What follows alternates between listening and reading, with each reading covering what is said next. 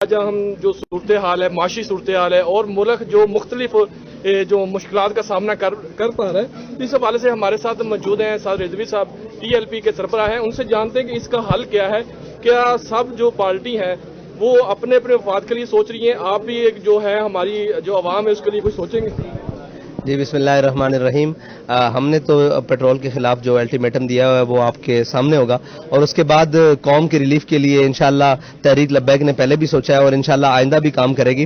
اور ہم تو یہ سمجھتے ہیں کہ اس کا واحد حل یہ ہے کہ جو بھی اشرافیہ ہے ان کے اوپر یہ وزن ڈالا جائے، نہ کہ غریب قوم کے اوپر ڈالا جائے، اور اپنی مراعات کو کم کر کے اور اپنی آسائشوں کو کم کر کے اور اپنی سہولیات کو کم کر کے اپنی معیشت کی طرف توجہ دی جائے. اور اس معیشت کو بگاڑنے والے بھی تو یہی ہیں. سوال تو یہ ہونا چاہیے کہ اس معیشت کو بگاڑا کس نے ہے؟ اس معیشت کو تحریک لبیک نے بگاڑا نہیں ہے، اس معیشت کو اس قوم نے نہیں بگاڑا. اس معیشت کو انہی 30 سالہ پرانے تجربہ کار اور بیچ میں 3 سالہ ایک اور شخص اور یہ سارے باقی جرنیل مسلط رہے ہم پر، کھلی بات ہے. تو ان سب نے ہے، تو ان کا جو ہے نا احتساب وہ بھی ضروری ہے ساتھ میں، کہ اس ملک کو اس نہج تک لانے والے کون ہیں. اگر یہ ہو جائے گی بات اور اس ملک کو بگاڑنے والے کون ہیں، تو پھر ٹھیک کرنے والے تو انشاءاللہ اس قوم کے اندر مل جائیں گے بہت سارے لوگ، اگر جب تک بگاڑنے والوں کا احتساب نہیں ہوگا. اچھا، یہ آپ بتائیں کہ جس طرح پارلیمنٹ ایک سب حل ہے، پارلیمنٹ میں اپوزیشن اور حکومت بیٹھ کر عوام کا مسائل کا حل کا سوچتی، اور یہ باہر آ گئے پارلیمنٹ سے، کیا آپ سمجھتے نہیں کہ پارلیمنٹ میں ہی ساری چیزوں کا حل ہے؟ نہیں، میں یہ نہیں سمجھتا پارلیمنٹ کے اندر حل ہے. میں یہ بھی نہیں سمجھتا کہ ہر حل جمہوریت کے اندر ہے.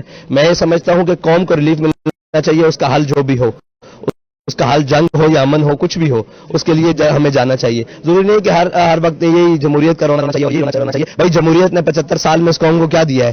بیٹیاں لٹوانا، جناب بھوک، کلاشی اور جناب قلت. اگر یہ دیا ہے تو ہمیں کسی اور طرف جانا چاہیے، بہتر سوچنا چاہیے. اس کے لیے بھی تیار ہے. لیکن ابھی تک جو مروجہ نظام ہے، جو طریقہ کار ہے، اس میں بھی جو سہولت عیاشوں کو دی جا سکتی ہے، اور جناب ڈی ایچ ایز اور بیریا کے اگر روڈ بہتر بن سکتے ہیں تو گجر خان کے اور ان کے بھی روڈ بہتر بن سکتے ہیں نا. اگر ان کو سہولت دی جا سکتی ہے تو ان کو بھی. اس کا مطلب ہے سسٹم کے اندر جگہ موجود ہے، لیکن اشرافیہ کے لیے، غریب کے لیے نہیں. اچھا، جو 72 گھنٹے کا آپ نے الٹیمیٹ دیا ہے، کیا آپ سمجھتے ہیں عوام کے لیے آپ ریلیف کا کام کر پائیں گے؟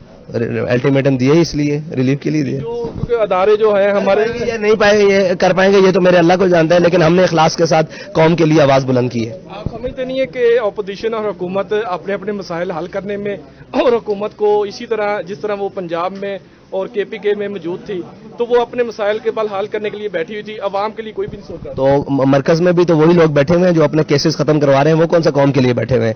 اگر پنجاب میں اور کے پی کے میں جو لوگ بیٹھے ہیں وہ بھی اپنے مسائل کے لیے بیٹھے تھے. جو مرکز میں بیٹھے ہیں وہ بھی اپنے مسائل کے لیے انہوں نے اپنے کیسز ختم کروا لیے. اس کے علاوہ انہوں نے کوئی قوم کے لیے کام کیا ہے؟ یا جناب وہ 60 کروڑ روپے لگا کے قوم کی بیٹیوں کو 14 اگست والے دن نچوایا؟ اس کے علاوہ تو انہوں نے ابھی تک کچھ. لاسٹ سوال ہے کہ آنے والے الیکشن میں کیا بھرپور طریقے سے آپ اپنی جو پارٹی کی نمائندگی کریں؟ آپ نے دیکھا نہیں، ابھی ہم نے آفس کی اوپننگ کی ہے تو کیا حالت ہے. قوم ان سے تنگ ہے انشاءاللہ، اور ہم نہ ووٹ چوری کرنے دیں گے، اور انشاءاللہ قوم ہمارے اوپر مکمل اعتماد کے ساتھ کھڑی ہے. قوم تو کہتی ہے کہ آپ نعرہ لگائیں، ہم ان چوروں سے چھٹکارا جائیں.